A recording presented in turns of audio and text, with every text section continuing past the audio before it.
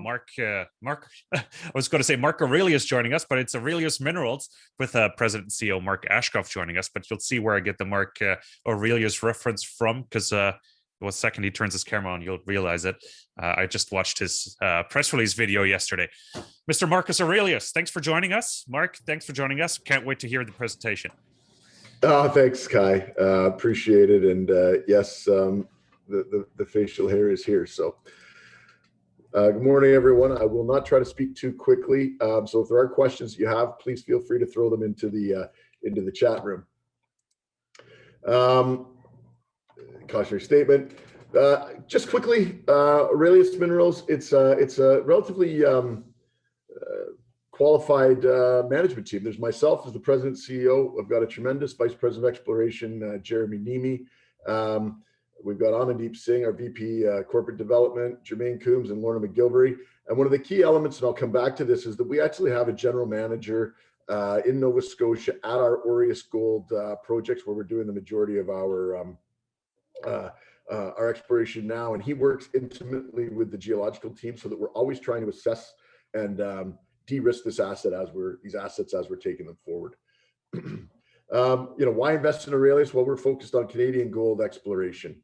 We have two significant areas that we're focused on at the moment. The majority of our current focus is in Nova Scotia, our Aureus Gold subsidiary. But we also have our Miquam and Lipton projects in Ontario, where we've had some really good success there, but we've not focused our attention there because we wanted to move Nova Scotia forward and demonstrate the value that we can bring to unloved assets. And I think that's what you're gonna see today.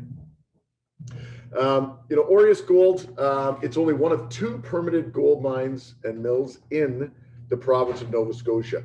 So we're already we have this unique situation where we have 300 ton per day permitted mine and mill. We're just short of the resource. So that's really our big opportunity here, is to grow resources at the Aureus East mine.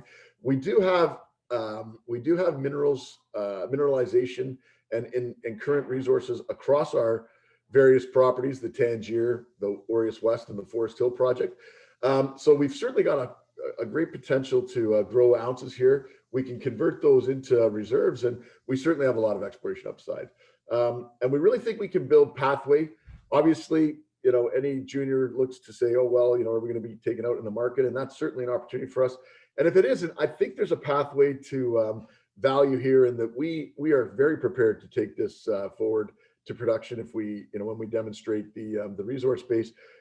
But we may do that in two alternate channels. We could actually restart our own mill and produce our own, or there's possibly the potential to deliver ore to our neighbors at Atlantic Gold. We're on a path to production. That's my hashtag.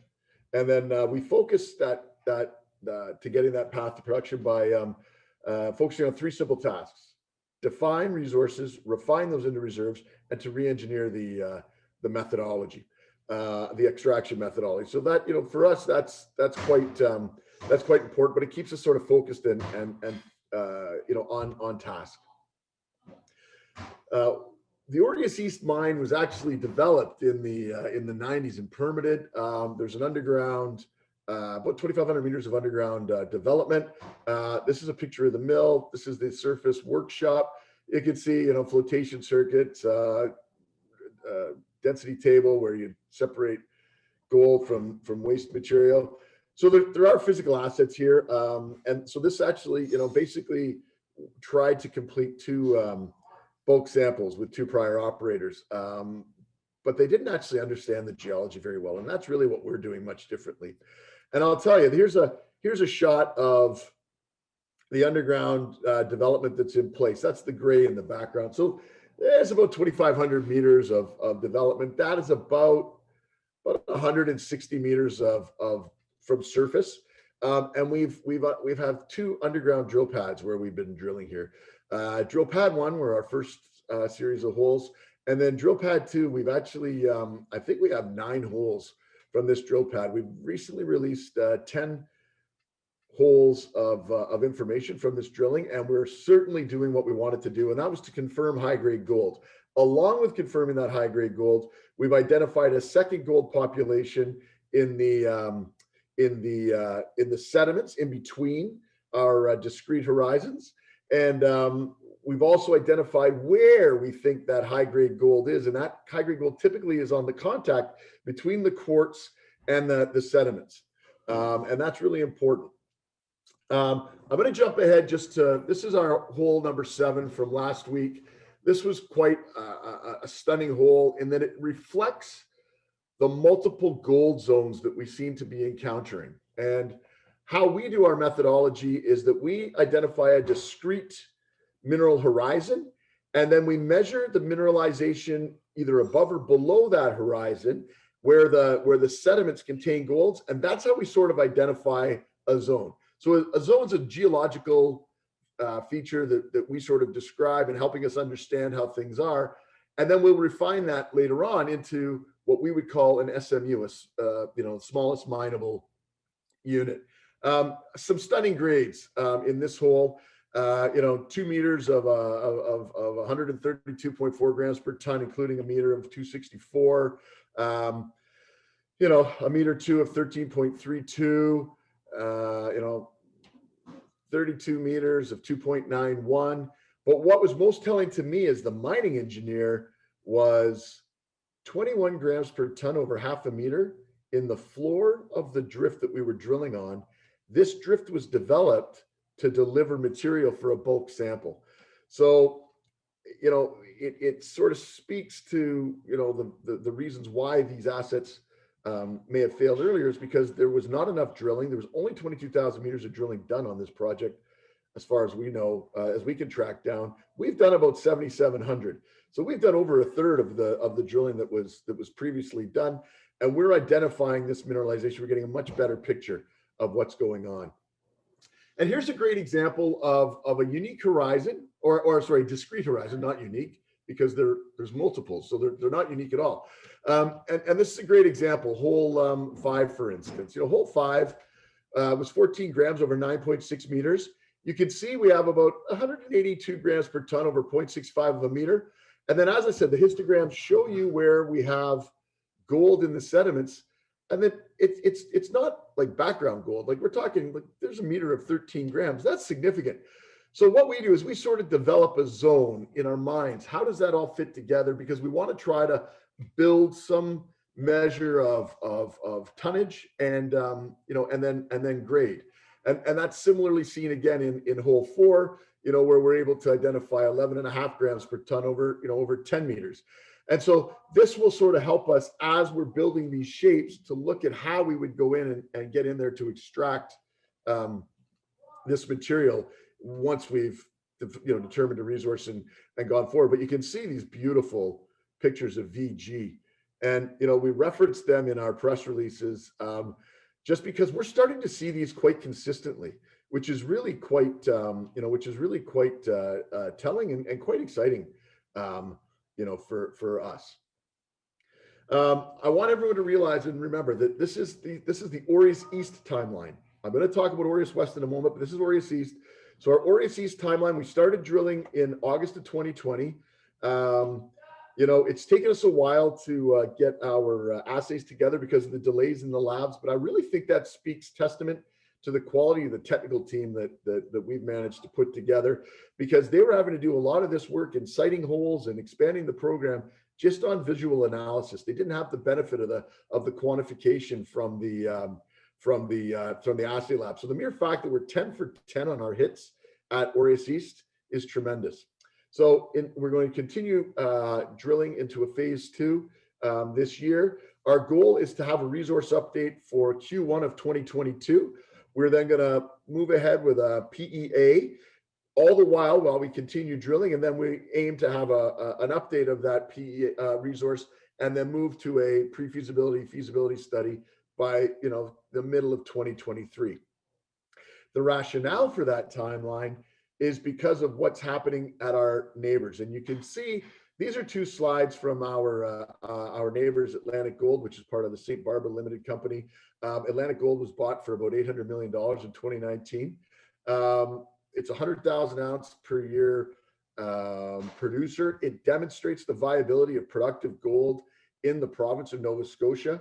I think that where there's a potential opportunity here is that you can see that in 2023, St. Barbara's has about 50% of their production forecast is subject to permitting risk, and we could potentially be a solution, for this problem, which is why we sort of stepped forward on that sort of timeline, establish an M&I resource, concurrently re-engineer the mining plan and apply those economics to convert resources into reserves.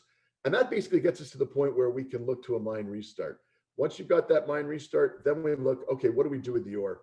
Do we move ahead and start our own mill, do some rehabilitation and get it going, or do we look to do a classic Australian ore supply model? And it's very common in Australia, central mills bringing material in.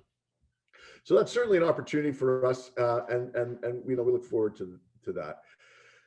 Now I'm quickly going to take you to our exploration project, but before I do so, I just want you to see the trend and the scope of the project areas that we have. The Aureus East project, the permitted asset, is represented in about this block. We have some additional claims here.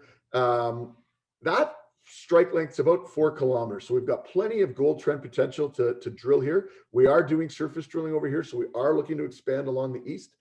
And then down here on the west, and I'm going to show you a couple of great slides there, the red representing our current 53,200 ounce inferred resource at 6.1 grams per ton.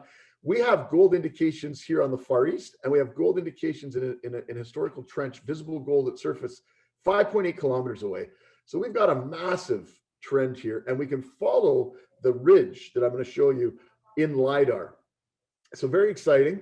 Again, we've done 10 holes here on this project. Drill pads 1 and 2 have been released thus far. Interestingly, we got some really decent results very early on in our interpretation. 60 meters down, 2.5 meters at 13 grams, including half meter at 46. Further down, 4.4 meters at 3.8. As we started to drill and really identify this fine-grained gold population in our sediments in between, we really started to see the potential for potentially an open pit. And that was really drawn to our attention in holes 5 and 6, where just from 11 meters of depth, we can find 32 meters of 2.85 grams per ton. And again, in hole 6, 20 meters of 3.93 grams per ton. And when you start looking at that in a cross section, so these are our hinges going down, we've started to identify these additional limbs to the south. Now, these limbs, their hinges have been eroded away by glaciation. So here we are, we've got a real opportunity to build tons. You can see that there is a natural inclination for the shape of a pit. So I really think this is a great target, and I think there's significantly multi-million ounce potential on this asset, and we've got to drill it. Path to production. This just sort of repeats what I said in the earlier slide, so I'll skip this in the interest of time. Quickly, ownership. Jonathan Goodman and Dundee Corporation are very significant supporters and shareholders at just about 12%. Rob Cuddy and Northfield Capital are significant shareholders and supporters at 5%. Sprott Inc. owns about 19%, and they're included with board and management. We're all owners, so we're aligned with our shareholders. Friends and families a further 17%, including my family. And so, listen, I'm happy to take some questions if there are any, Kai. Thanks, Mark. Thanks for rushing us through. We do have 30 seconds for questions. Let's see if we can answer that one in 30 seconds, because asked by a journalist we know out of Germany. So I'm glad, Reiner, thanks for joining us. Mark, I'm a shareholder. What went wrong before 2018 that you have to restart the mine in Nova Scotia? So those were prior operators. I think that they borrowed money to do a bulk sample, and they had to make a choice. Do we spend money on drilling, or do we just go ahead and stope and hope? They did that, and when they took that development out to deliver the quartz to the ore to the mill, they tried to leave a fine skin on the floor of the drift in order to minimize taking any waste material. Well, what we've sort of identified is the waste material they were leaving behind is in fact where the ore is hosted. So unfortunately, they literally left the gold behind. Okay, Mark, thanks for joining us. We are out of time, but as you said, you will be available in the chat. So I encourage everybody to ask some more questions, of course, in the chat.